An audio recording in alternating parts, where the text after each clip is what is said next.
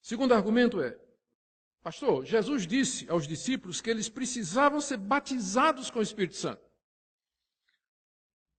Mais uma vez tem uma diferença aqui. Às vezes as pessoas pensam que batismo com o Espírito Santo e regeneração, na história bíblica, eles representam a mesma coisa. No caso dos apóstolos, não representa a mesma coisa. Porque os apóstolos, Pedro, Tiago, João, André, os 12, com exceção de Judas, eles já eram regenerados, eles já eram crentes antes do dia de Pentecostes. Porque Jesus uma vez perguntou para eles, quem vocês dizem que eu sou? Qual foi a resposta de Pedro? Tu és o Cristo, o Filho do Deus vivo. E o que foi que Jesus disse? Pedro, quem te revelou isso não foi carne e sangue, mas meu Pai que está no céu. Pedro era crente. E ele só podia dizer aquilo pelo Espírito Santo. Portanto, o dia em que o Espírito Santo veio sobre eles lá em Pentecostes, não foi o dia da conversão deles, como muita gente pensa. Que os apóstolos se converteram no dia de Pentecostes, eles já eram crentes. Quando Jesus foi lavar os pés de Pedro, lembra o episódio? Pedro disse, o senhor não vai lavar meus pés não? Aí Jesus disse, se eu não te lavar, tu não tens parte comigo. Qual foi a reação de Pedro? Senhor, me lava todo. O jeitão dele, né? Aí Jesus disse, você já está lavado. Vocês já estão limpos, mas não todos. Ele estava falando de Judas. Então, quando Jesus disse a Pedro, vocês já estão limpos, vocês já estão lavados, ele estava dizendo, vocês já são crentes, vocês já foram lavados pela palavra, menos Judas.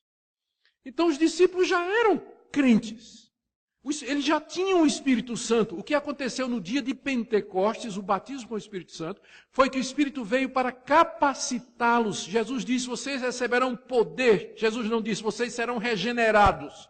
Ele diz, vocês receberão poder e vocês serão minhas testemunhas até os confins da terra. E foi isso que aconteceu. O Espírito Santo veio naquele dia e os encheu de poder e autoridade, com capacidade e dons espirituais para que eles pudessem evangelizar até os confins da terra.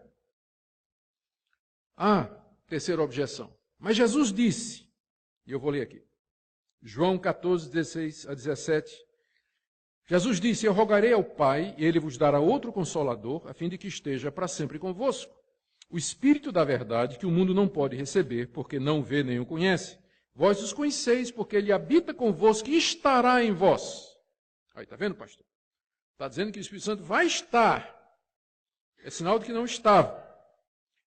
A gente tem que sempre analisar um texto à luz do seu contexto. O ponto de Jesus aqui é o contraste entre Ele, que estava indo embora, voltando para o Pai, ele ia morrer, ressuscitar, subir aos céus, ia se ausentar fisicamente dos seus discípulos, e o Espírito Santo que ele ia mandar no lugar dele, e que não se ausentaria dele jamais, não se ausentaria jamais da igreja. É esse o contraste aqui. É nesse sentido que Jesus disse, e ele estará em vós permanentemente, para sempre, nunca vai deixar vocês. Como eu estou deixando agora, porque eu estou voltando para o Pai. Mas o Consolador vai ficar com vocês. É esse o contraste. E não é entre não habitar e habitar. E finalmente, então, o pessoal diz, mas então o que foi Pentecostes?